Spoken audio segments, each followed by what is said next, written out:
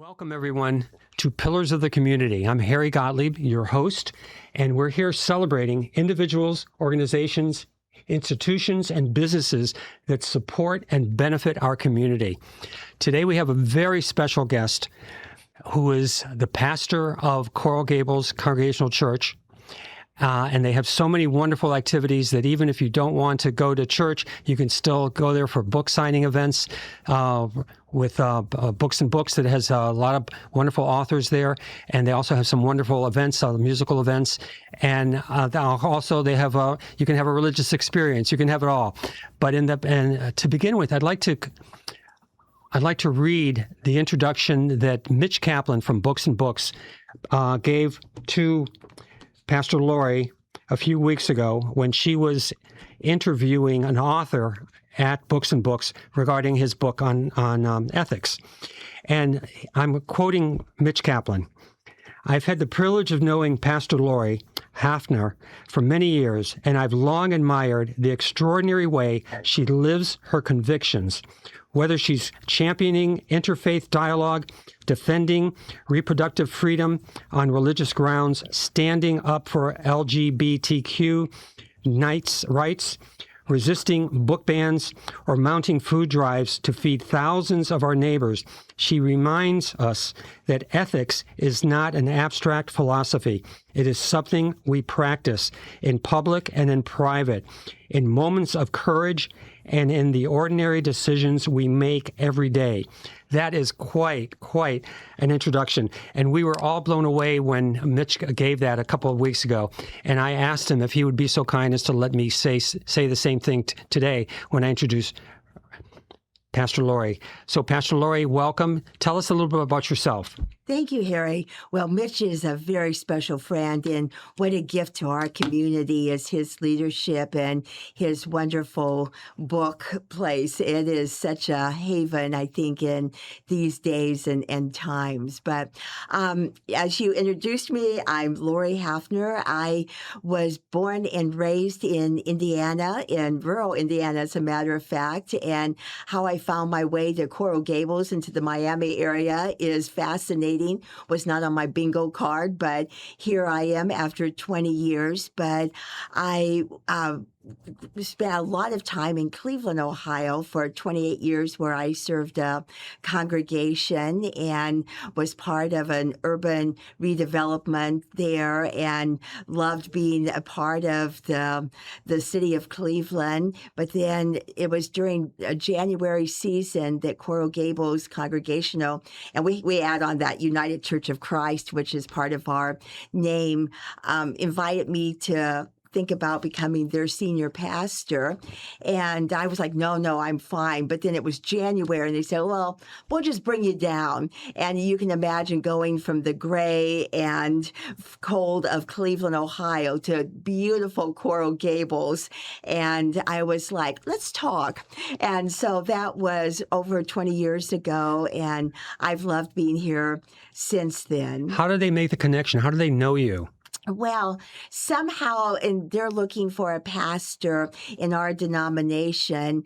They heard several people say, we recommend Laurie Hafner. We don't think she'll come, but you can talk to her. And they ended up convincing me, and I'm so glad they did because I have loved my years here, not only in this community and in this culture and this setting, but within the walls of that congregation. They are very special people and open-hearted, open-minded, open-handed, and such a gracious, hospitable community that in itself is, I think, representative of Miami with all of its diversity and the beauty of where folks have come from, so many different traditions. I'm guessing that your parishioners were very unhappy that you were abandoning them. Well, we had a little tension there, but then many of them came down to visit, and they go, we get it. We understand. We understand completely. So tell us about the church, about the history of the church. Sure. and the funding of the church. And I'm so impressed. It's more like a cathedral. I mean, if Americans go to Europe, or when Americans go to Europe and they travel, they always go to churches. They always see the cathedrals. And this is a cathedral. More people should come and visit this and see how grand it is and how beautiful it is. And the sound, the acoustics that are in it. And then you've got all these wonderful events. I've been to several of your concerts. I've been to several of your book signing events. The people are so hospitable. You're so friendly and so welcoming to everybody. So you have a saying that I read somewhere about how you welcome everybody. What is that saying? How does that go? Every time we gather, whether it's for worship or special programs, we say, no matter who you are or where you are on your life journey, you are welcome here. And the best part of that, Harry, is that we mean it. Some congregations, I think, say it, but then they have a few little stipulations to that, as long as you think like us or act like us or don't deviate from what we want to be. But here we love the diversity of souls and of traditions and backgrounds and religious traditions and so forth. So we really mean you are welcome here. So let's talk about the cathedral, the church. Mm-hmm. It's George Merrick? Yes, George Merrick, who was the dreamer, the visionary, the designer of Coral Gables, actually was the son of a Congregational minister in New England. And the Congregationalists, just a little church history here, were part of the Pilgrims who were coming searching for religious freedom. And so they wanted to have the freedom to worship the way they thought they wanted to do so. And, at that point, living in England, you had to attend the church that the king or the queen designated as the place, or so they were confined and they didn't like that. So they moved to Holland. But even in Holland, they were still kind of confined to the ways that folks would say you have to worship this way. So they came to America looking for religious freedom. And the reason that we're called Congregationalist and the Pilgrims were called Congregationalists is because they believed that the congregation set the tone and the tenor of the church, that they didn't want any bishops. They didn't even want pastors to tell them how to think and, creeds and doctrines and so forth. So they came searching for religious freedom. And so George Merrick grew up in the Congregational church. And if you go through New England, you will see that there's a Congregational church in every town square and in every village and every little city. And it's usually a white clapboard church with a tall steeple and with clear windows. And they are often referred to not as churches, but as meeting houses. Oh, my goodness. And the reason is because while they want the church to be a place of worship, they also want people to come and meet there for public discourse and political forums and for education and for fellowship and for the arts.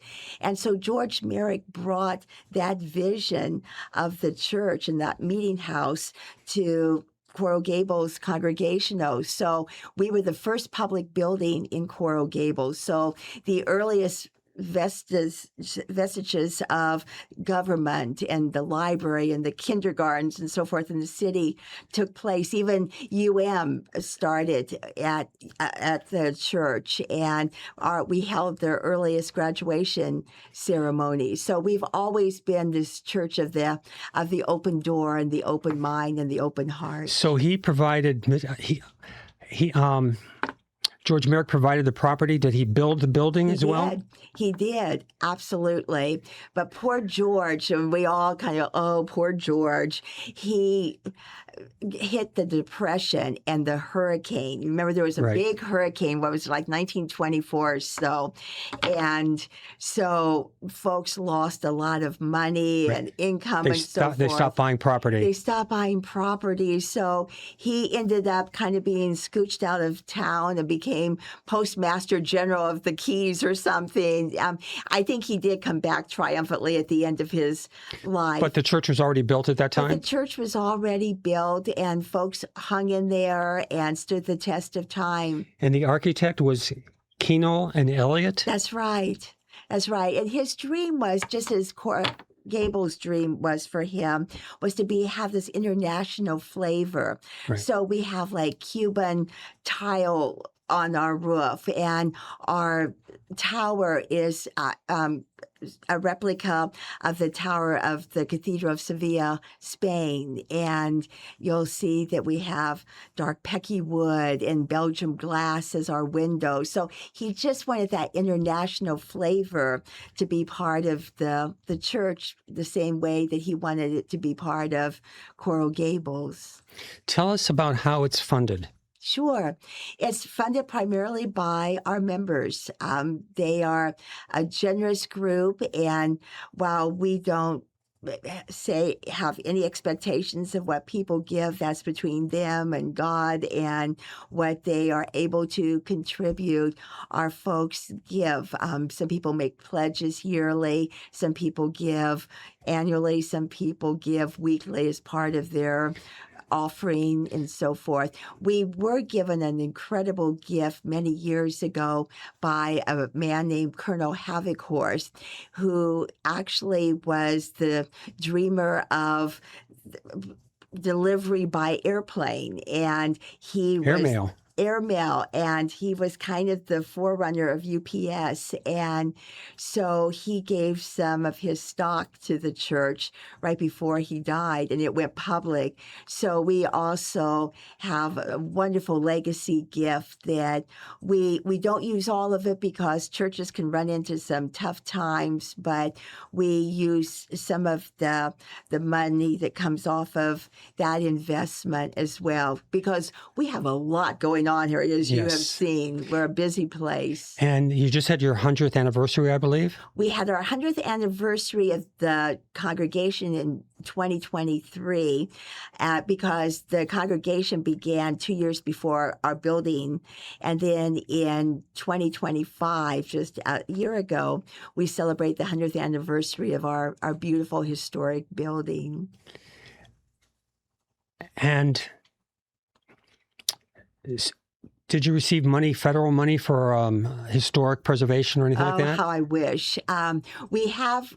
Because it's historically registered, correct? It is. In fact, we were the first church to be on the historic register here in the state of Florida. So we're honored by that. Of course, funding is hard to come by. And this year we ranked very highly with the state legislature to receive funding. But unfortunately, funding was withdrawn because they had other places that they wanted to put money. And we have received some lovely grants from like the Knight Foundation and so forth, who honor the kinds of work we do and the ways we serve the community. But again, it's been the gifts of people within our congregation or community supporters who have offered up gifts to our campaign. And you've reached out to other foundations like the Green Foundation as well? We have reached out to those who will fund religious institutions. A lot of funding doesn't do that because they don't want to be so, for the sake of partisan or to be kind of oriented toward religion. But we have certainly reached out to those who might be open-minded about that because we are still a meeting house. We are still responding to the community, and our campaign is still going as well. And so we're so grateful for folks who continue to contribute. And what about historic preservation organizations like Dade Heritage Trust? Yes, in fact, the Villagers. Yes, the Villagers have been lovely. They have given us some resources.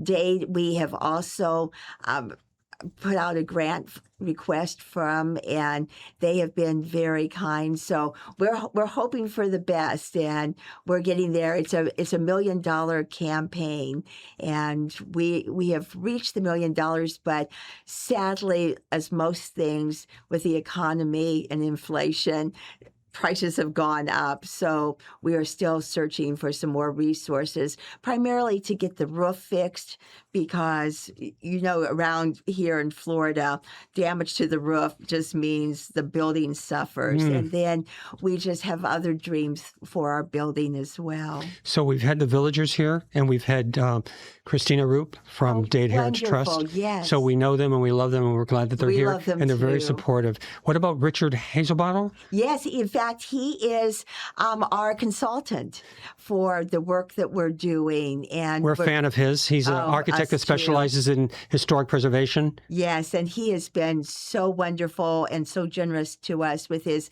time and his professional ingenuity and knowledge and so forth. So let's talk about some of the events that you've had there. Okay. So a few years ago, and I don't know if you were there at the time, but Jim DeFede Yes. had a book signing event there about an event about something that I really knew very little about, and it was about all the airplanes after 9/11 flying to Bangor, Canada. Yes. Were you there at the time? I was, and it became a Broadway show, didn't it? Yes. Do you remember the name of the book? Was it Far Away, or maybe I don't remember the name of the book. The Broadway show is like something far away, and it's a great show. The Day the World Came to Town. Oh, that's the book. Is the name of the book. Yes. And it's an amazing story. When all these planes were up in the air, they couldn't land because they didn't know which planes had terrorists on it.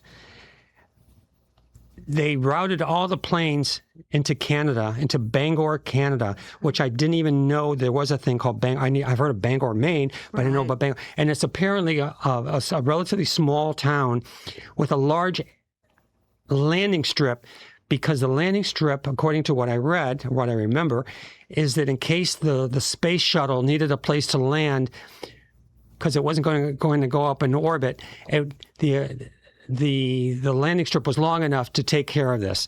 And all these airplanes, hundreds of planes, thousands of people, Americans, were routed there. And the people in this town, where it's a very small population, welcomed them like long-lost cousins.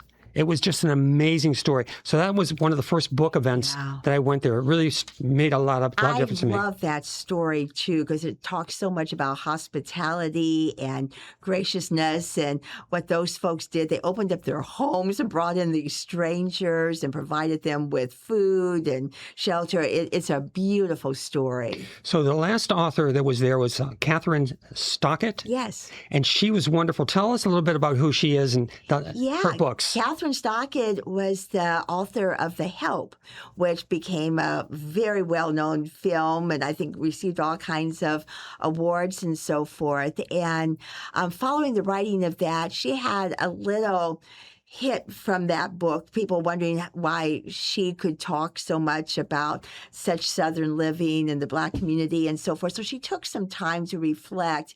And so it's been some years since she has written The Help, but she's now come out with what's called the Calamity Club.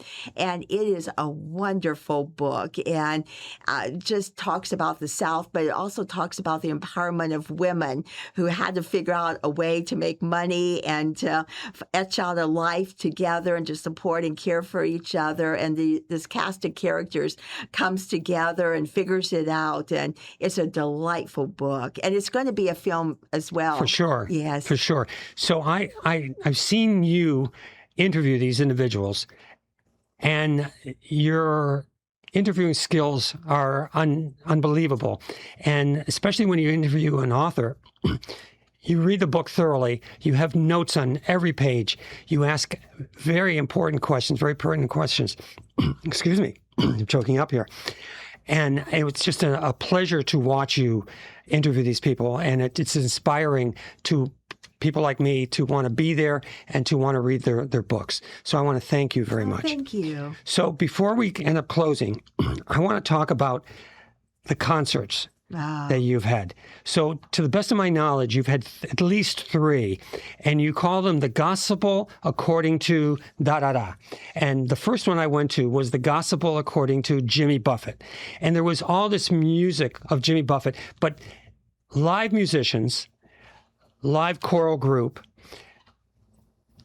I was introduced to this by Bruce Turkel, who's a mutual friend of ours, who was playing the harmonica at this event, and he was wonderful. And I took a bunch of pictures, and he asked if he could use these pictures, and of course I said he could. And it was just a wonderful time. And the people in the audience were dressed, many as, and there were a lot of seniors in there, and they were dressed as parrot heads, and they had Hawaiian shirts on, and they had leis, and everybody was having a great time. And I believe that you or your staff sent out the lyrics to all these songs so people could sing along with them and dance if they wanted to dance. And that was a hoot. And I thought, there's not going to be anything better than that. And then a few months later, I got invited by Isaias. Oh, wonderful. Our friend of ours. Yes. Isaias Alva. Alva, yes. Remember So Isaias Alva said, Harry, you got to come because Pastor Laurie is putting on the gospel according to Abba. I said, no. So I'm an Abba fan. Oh. I remember Muriel's Wedding, the first movie, the movie that featured all that from Australia. So I'm a fan. And I couldn't wait to go there. And again, everybody was dressed up, everybody was festive, everybody was dancing, everybody was having a great time. The musicians were amazing, the choral group was amazing, the people were dressed up in the 1960s, 1970s outfit. It was just a hoot. Now, the one that I missed was the Taylor Swift, the gospel according to Taylor Swift. Nobody told me about that. I guess it was before my time. I don't know much about Taylor Swift except that she recently got married, but I'm sure it would have been a hoot for me to go there. So what's coming up next? What is your next plan? Wouldn't you like to know? Yes. So with the congregation, I haven't made that decision yet about what group that we're going to do this year. We've been doing this for about 17 years. We started off doing the group U2, and we called it U2charist, and we used the music of U2 for... U2charist? U2charist, yes, as a part of the Eucharist, to do, communion with the music of U2. And then we've done Earth, Wind, and Fire in Chicago, and Dolly Parton, and... you did Dolly Parton, or are you thinking about it? Oh, no, we did... Oh, I missed that one. Yeah, we did Dolly Parton. We've done Bruce Springsteen. We did Motown. We have just done for 17 years all of these different songwriters and groups because that's what gospel means. Gospel means good news, and people can find good news in music. Music can lift us. Music can challenge us. Music can just fill us with all kinds of hope and joy. And so we unpack the music of these different groups as part of a service, and we always have such a great time. Have you done gospel music? I mean, have you gotten African Americans to come in to do events with you?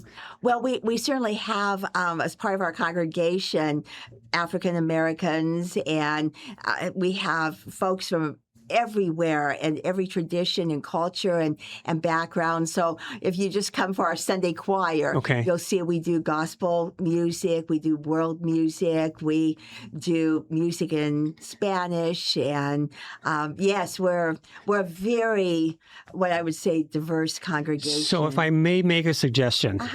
There are many songs that have sort of religious implications in it that are uplifting songs that are not necessarily religious songs, but they stir a lot of emotions. And I remember distinctly a song that was called Unanswered Prayers. And I think it was Garth Brooks who wrote and performed a song about running into an old girlfriend, and you think it's a love song, and then you realize that he's so grateful that he didn't marry her because he ended up marrying the one that he's with, and that he had prayed to marry this one. He'd wanted to marry this one, but he didn't. He married the other one, and he was so much happier, and that he wanted to thank God for the unanswered prayer. I thought that was beautiful. I also want you to consider a lot of the musicals that are out there. For instance, South Pacific, because South Pacific talks about racism. It certainly does. And we've used the music of South Pacific. I happen to be a musical theater fan, and I'm a big fan of Broadway. And so we incorporate a lot of Broadway show music into our worship and into our programs. And one of my hopes is this coming year, I'll give you a clue, is to do some gospel according to Broadway shows in particular. So South Pacific has a special place in my heart. There was a song that's called You've Got to Be Taught. Yes. And it's about a young man by the name of Lieutenant Cable, and he fell in love with a Polynesian young woman, and he was concerned about bringing her back to Boston, I think it was, because she wouldn't be accepted. And he sings a song, something to the extent that you've got to be taught to hate and fear. You've got to be taught from year to year. It's got to be drummed in your dear little ear. You've got to be carefully taught. You've got to be taught before it's too late, before you are 6 or 7 or 8, to hate all the people your relatives hate. You've got to be carefully taught. A beautiful song. It is a beautiful song. And it is ingrained in my brain because in 1968, I performed in high school. Oh, my gosh. So And it has great memories for you. and it changed my too. life. I bet. So we're about running out of time. We want to thank you so much for being here and all the good work that you're doing. Oh, thank you. And you're welcome to come back anytime whatsoever and keep me posted on your events that go on. And as usual, I usually end the show by saying something to the extent, or paraphrasing John F. Kennedy, by saying, don't ask your community what they can do for you. But ask what you can do for your community. That's correct. Thank you so much, everybody. Thank you, Reverend. Thank you, Harry, so Thank you, much. Pastor Laurie. Really appreciate it. It was an honor. Thank you.